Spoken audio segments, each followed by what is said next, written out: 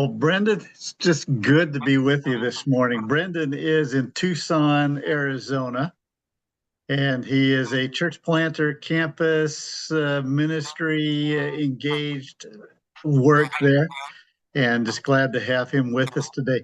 Brendin, we're with a Challenge of the Empty Church group and wanted them to get to know you a bit and to hear some of your story.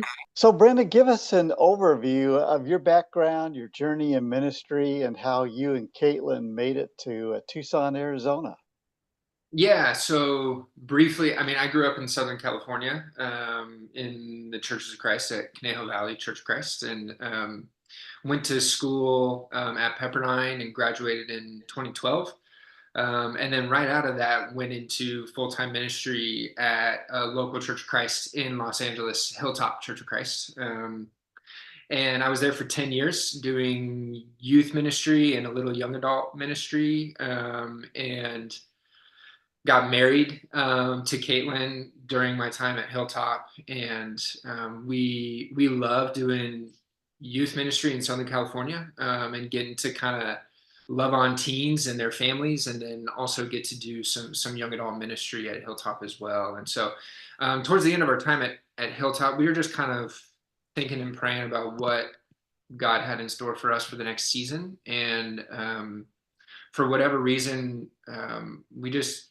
we had some opportunities to kind of step into lead roles for an established church here or there, and it just never felt quite like what the Spirit was calling us to. And so we started having broader conversations with some mentors and people we knew, and that's when we started maybe exploring church planting, and we got connected to the campus minister who had just moved to Tucson, and her husband kind of connected with us, and we started having some conversations around what they were hoping to create at the University of Arizona, and we just clicked with them, and felt that was kind of where the Spirit was nudging us to go. And so that's how we ended up moving to Tucson. We've been here for 2 years now, and helped get the campus ministry kind of up off the ground, and then trying to plant a church that will be in conjunction with that campus ministry on campus, kind of pouring into college students and young adults, and faculty and staff as well. So that's kind of how we ended up in Tucson. It was never on our radar, but we clicked with the campus minister and her husband, and we ended up out here. So. How were you first exposed to the idea of church planting, and what was your thoughts as you went through that process to make that decision eventually? Yeah. During my time at Hilltop, we actually helped support a church planter and his family that had moved out to South Los Angeles, and they had kids that were in middle school and high school, so they were a part of our youth group. And so that was kind of my first really close hands-on exposure to church planting, was watching them do what they were doing, and just seeing that it was incredibly difficult and very challenging, and it was a really interesting time for me to be able to just kind of watch them work through trying to plant from start to finish, and being a part of Hilltop, that we were supporting them in that process. And church planting came up again from several mentors that we were talking with, and they're like, you know what, the way you're talking, and some of your angst and frustrations with church or established ministry, you sound like a church planter.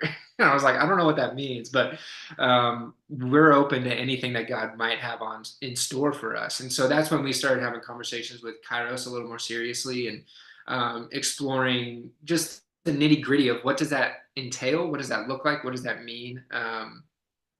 And so we went through their process of Discovery Lab, kind of getting assessed, and in that process, church planting, like I said, was never really on our radar, but it slowly started to be discerned for us that maybe we are being called into this idea that we love the concept of trying to create a church culture and faith community that's pouring into peers of ours, millennials and Gen Zs, young kids coming up who maybe have written church off and maybe don't feel at home in established churches, could we be a space on campus for adults and students that they can feel like they belong when they don't really belong anywhere else. There is a long backstory. I want to give a little bit of backstory to that. So Heritage21, one of the first churches that we worked with that was looking at possible renewal or closing.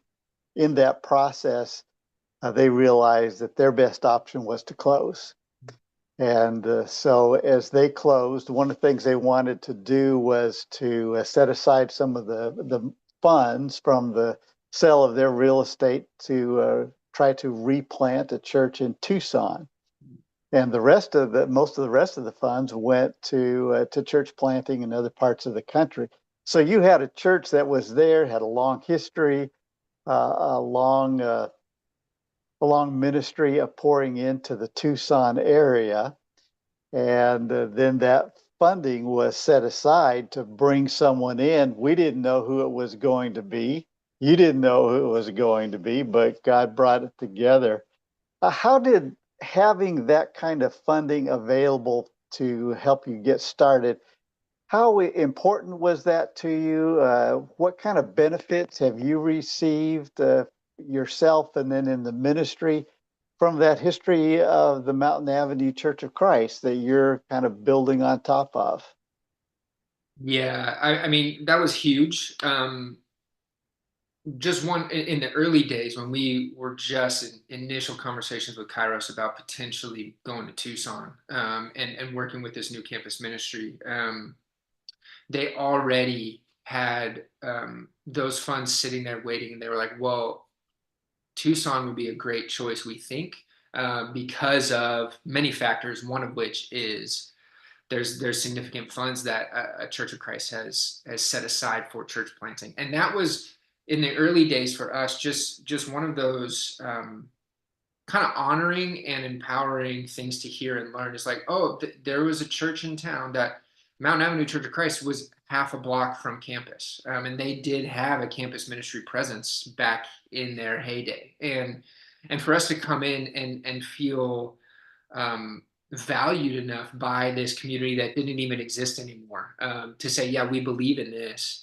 And so we want to support this. That was huge for us in part of our discerning process. It was like, maybe the Spirit was already working on this 5 years ago when they closed, and we had no idea what was going on. On the logistics side, having that money has been such a blessing, because it has enabled us to do a lot of things. One of which, just simply from day one, we moved into town with nobody. But I automatically had some funds where I could buy somebody coffee, right? I could take somebody out for lunch, and we could develop community without me and Caitlin having to stress every day over making ends meet, because we had some of that money set aside. Because of the level of funding that was set aside, we've been able to apply for grants from different trusts around the country that they require, in order to receive some money, you got to put some of your own money up. And so we've been awarded tens of thousands of dollars in grant money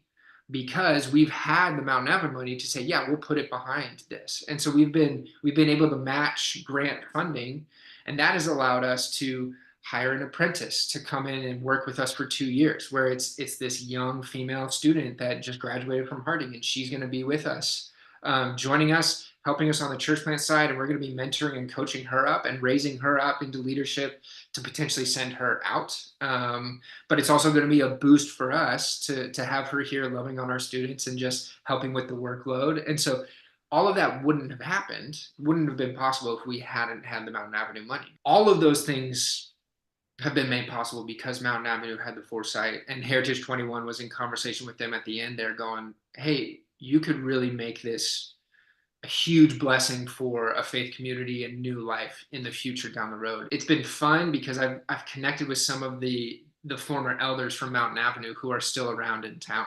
And they are so excited to hear that I received that money and that we're actually putting it to work, and there's new life being found and new fruit being seen. And they are so honored that they were able to bless us in that way. And we are so grateful. It's been a blessing to get to look at them and say, thank you.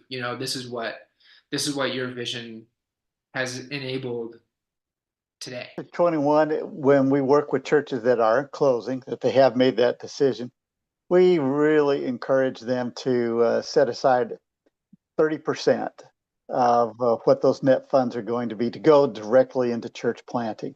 And that's often not an easy decision for them because they like to put it towards something that they already know, a camp that's nearby or a school or something else that they've already been a part of. And to say, we'd like you to invest into the future, into someone and some activity that doesn't even exist right now, you don't know. That's kind of a bit of a hard sell. But I think you have such a compelling story in that Mountain Avenue did buy into that. There could be something, and now you're the recipient of it, and there's going to be hundreds of people that are going to be influenced by what you're doing in Tucson. How do you kind of pass that storyline on to the new people that you guys are getting connected with at the school and others in the community that are now becoming part of the campus ministry and your church plant? How do you kind of share with them that heritage of faith that's blessed you well? Yeah, that's been interesting because I mean, being at the University of Arizona, it's a state school, right? And so we're picking up students and adults from Tucson that are not from Church of Christ background. Like they have no clue what the Churches of Christ are. Um, and most of our students and adults come from, I don't think we have two people from the same denominational background in our church or in our campus ministry. And so to be able to sit in the room with like my team in those early days of adults who are not familiar with the Church of Christ, but to have them hear that, yeah, there was a church. It was on Mountain Avenue right there.